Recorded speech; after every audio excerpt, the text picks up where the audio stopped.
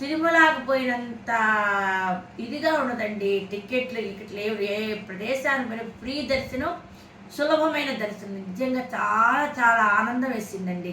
ప్రసాదం పారేయకూడదండి. వాళ్ళు మనం పెట్టిన అన్నం పారేస్తే మళ్ళీ మంచాతి తీపిస్తారు వాళ్ళు. సోమనాథ్ గుడి ప్రాంగణం సూపర్ అంటే సూపర్, అద్భుతమైన దృశ్యం.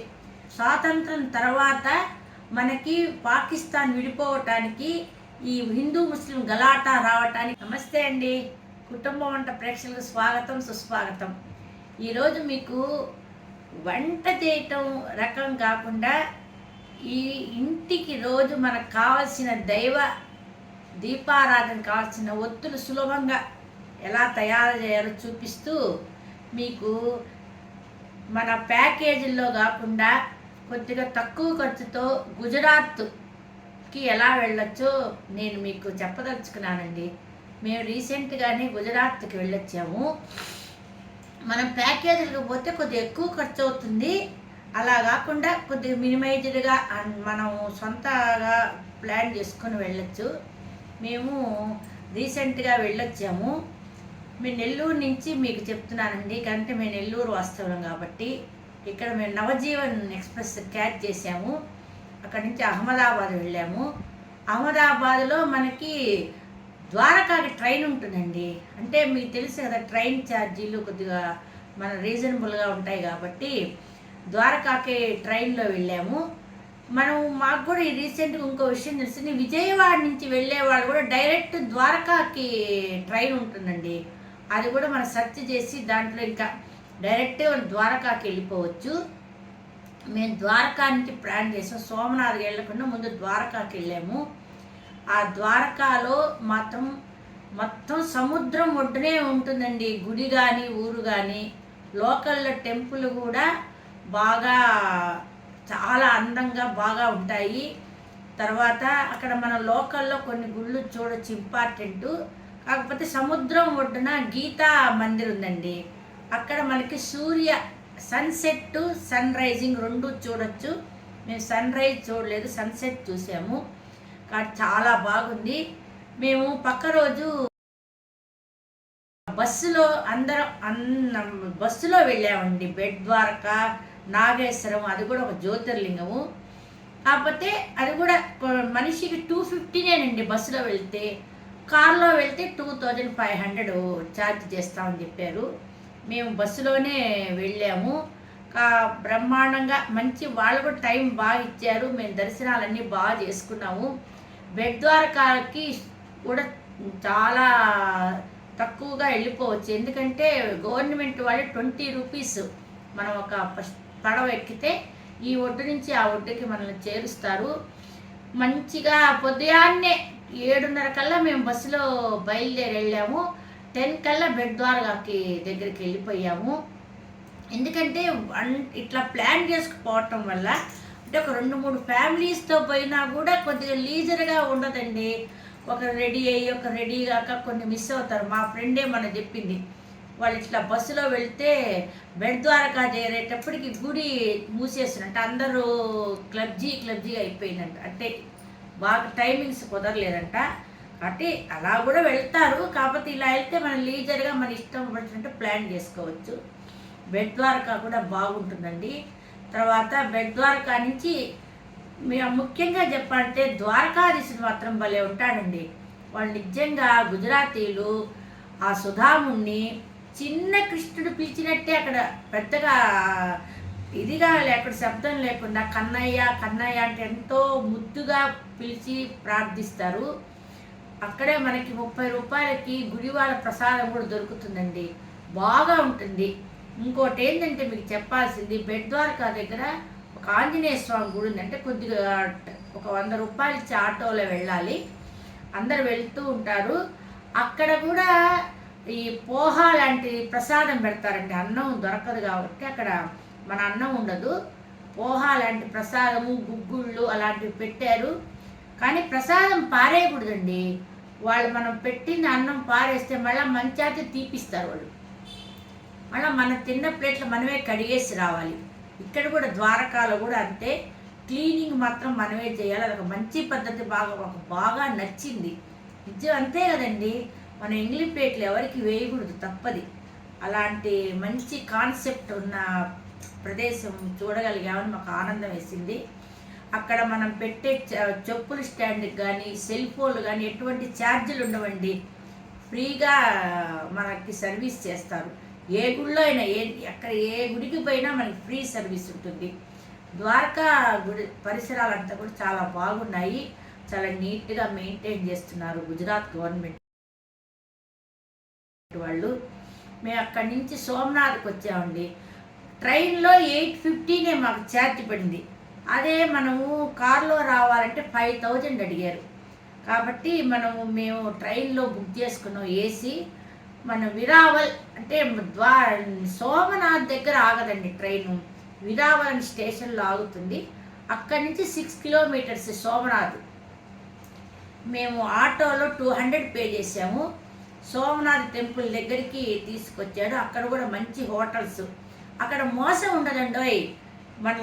మన ఇక్కడ కొన్ని ప్రదేశాల్లో ఊర్లు నేను చెప్పలేను, కానీ అక్కడలాగా ఒక మాట మోసం ఉండదు. చీప్ అదే చెప్పిన మాట మీదే తీసుకెళ్ళి వదిలిపెడతారు. ఇంకొక ముఖ్య విషయము, తిరుమలకు పోయినంత ఇదిగా ఉండదండి. టికెట్లు లేవు. ఏ ప్రదేశాన్ని పోయిన ఫ్రీ దర్శనం, సులభమైన దర్శనం. నిజంగా చాలా చాలా ఆనందం వేసిందండి. ఇక్కడ మనం క్యూ కాంప్లెక్స్లో కూర్చోవటం అలాంటి ఇబ్బందులు ఉండవు, తోపులాట ఉండవు. అక్కడ స్త్రీలకి ప్రత్యేకమైన లైన్లు, పురుషులకి ప్రత్యేకమైన లైన్లు ఉంటాయి.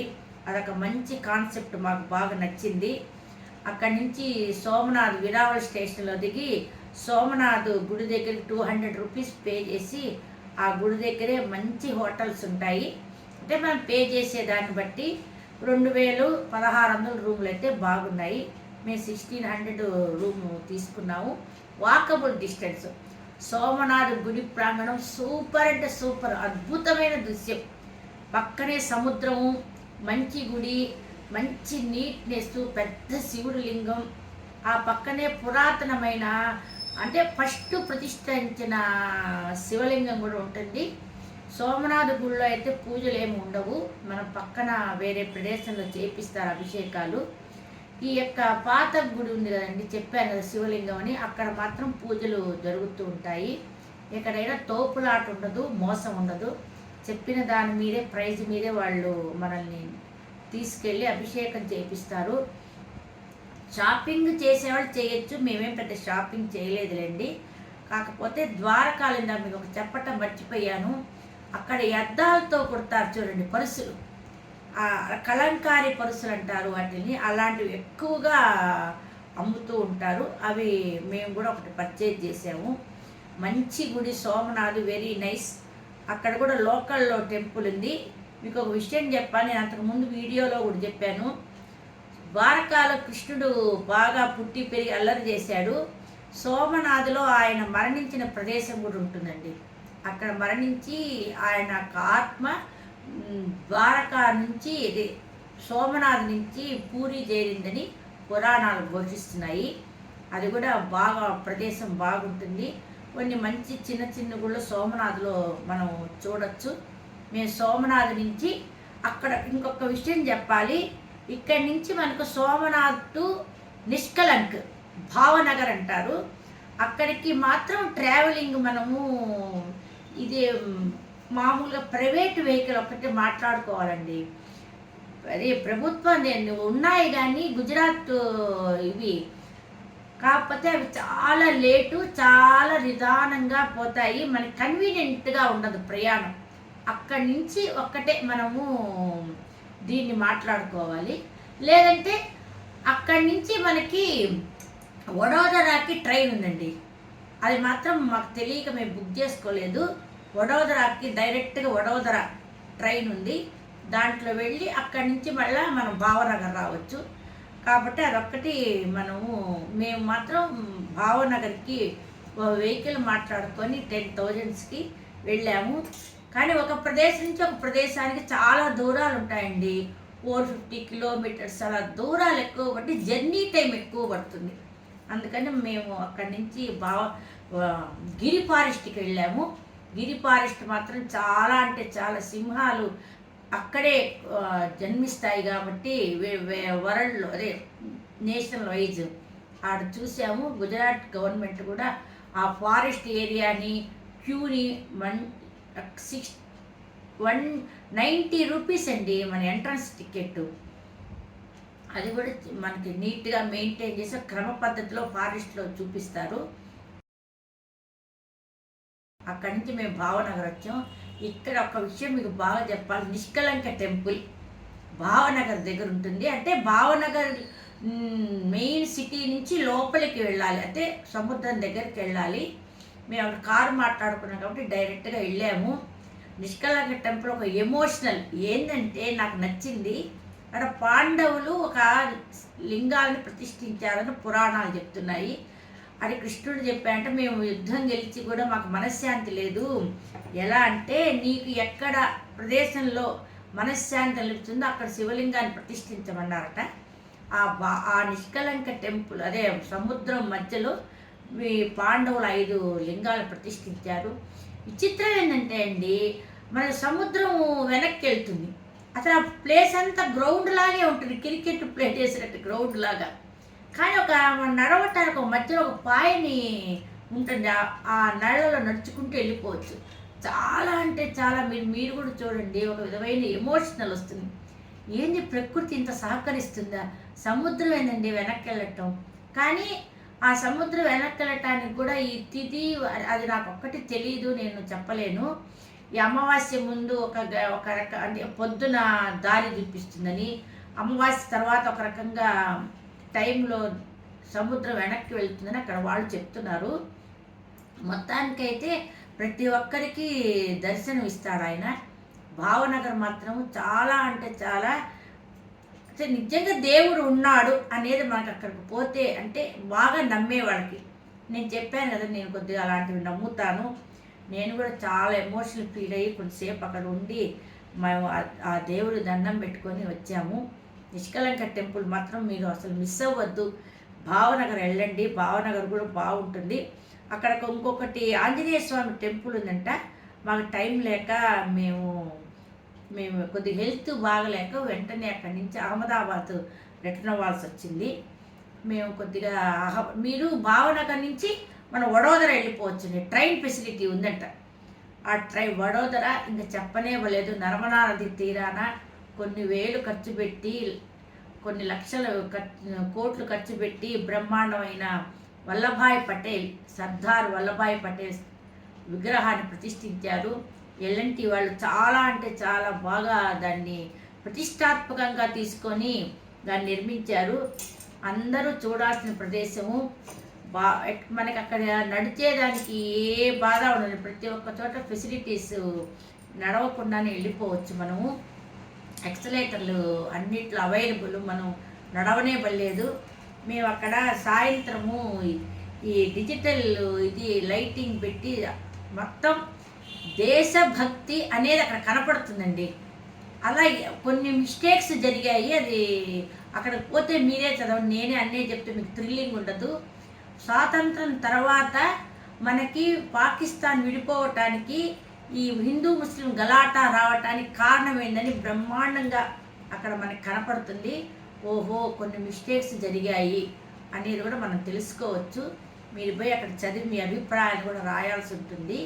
దానివల్ల అది కూడా చాలా అంటే చాలా బాగుంది. 7 o'clock అప్పుడు ఆ వల్లభాయ్ పటేల్ విగ్రహం మీద మనకి ఈ లైటింగ్ తోటి దేశభక్తి గురించి చేస్తారు. దాన్ని కూడా చూడొచ్చు. కొంతమంది ఇంకా అహ్మదాబాద్ దాకా రావలేదండి. ఫ్లైట్ ఎక్కేవాళ్ళు వడోదరాలో ఎక్కేయచ్చు, ట్రైన్ ఎక్కేవాళ్ళు ట్రైన్ ఎక్కేయచ్చు. బస్సులు కూడా గవర్నమెంట్ వాళ్ళు అరేంజ్ చేశారు. మన స్టేషన్ దాకా కూడా బస్సులు వదిలిపెడతాయి. కొంత దూరం తర్వాత మనల్ని లోపలికి మన వెహికల్ అలవ చేయరండి, వాళ్ళ వెహికల్స్లోనే వెళ్ళాలి. అక్కడి నుంచి మేము అహ్మదాబాద్ రావాల్సి వచ్చింది. మా రిలేటివ్స్ ఉన్నారని అహ్మదాబాద్కి వచ్చి మళ్ళీ మేము నవజీవనే క్యాచ్ చేసి నెల్లూరుకి వచ్చాము. మాకు చాలా అంటే చాలా తక్కువ ఖర్చుతో మేము మా యొక్క గుజరాత్ని ముగించుకున్నాము. మీరు కూడా ఇట్లా ప్లాన్ చేసుకొని చక్కగా ఎన్ని కిలోమీటర్లు ఏంది మేము చెప్పాను కదండి. విజయవాడ నుంచి పూరి ఆ ఓకా ఎక్స్ప్రెస్ అలాంటివి చూసుకొని మీరు కూడా గుజరాత్ చూడండి. అక్కడ ఆధ్యాత్మికము ప్లస్ సైంటిఫిక్ బ్రహ్మాండమైన నిష్కలంక టెంపుల్లో కొద్దిగా ఎంజాయ్ చేయటము అలాంటివన్నీ చూసి రావచ్చు. మీ అందరికీ మరొకసారి ధన్యవాదాలు తెలియజేస్తూ మా ఛానల్ని ప్రోత్సహించండి, బెల్ గంట నొక్కండి. సర్వే జనాం సుఖినో భవంతు, సమస్త సన్మంగళాని భవంతు.